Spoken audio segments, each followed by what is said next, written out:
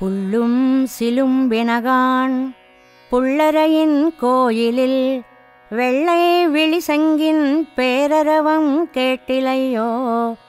பிள்ளாய் எழுந்திராய் பேய்முலை நஞ்சுண்டு கள்ளச்சகடம் கலக்கழிய காலோச்சி வெள்ளித்தரவில் துயிலமரந்த வித்தினை உள்ளத்து கொண்டு முனிவர்களும் யோகிகளும் மெல்ல விழுந்து அரியன்ன பேரரவம் உள்ளம் புகுந்து కుళిరందు ఏలోర్ ఎంబావాయ్.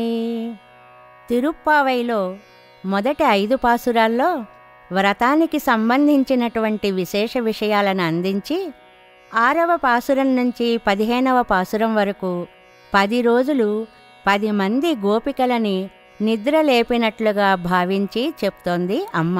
మొదటి గోపిక ముగ్ధ. ఆవిడను లేపడానికి కొన్ని గుర్తులు చెప్తున్నారు ఈ పాసురంలో. ఓ అమ్మాయి, పక్షులు ఆహార సంపాదనకి బయలుదేరుతున్నాయి. పక్షిరాజైన గరుడుని మీద స్వామి విష్ణుమూర్తి ఎంత ఆనందంగా విహరిస్తాడు.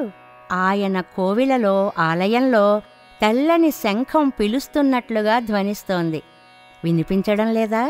లే, పూతన విషక్షీరాలు తాగినవాడు, శకటాసురుని చంపినవాడు, పాల సముద్రంలో మెత్తని శేషునిపైన లోకరక్షణ కోసం యోగనిద్రలో ఉన్న స్వామిని, జగత్కారకుని, సర్వేశ్వరుని తమ హృదయాలలో దాచుకున్న మునులు, యోగులు హరి హరి అన్నప్పుడు వచ్చే ధ్వని మా గుండెలలో దూరి మమ్మల్ని లేపింది.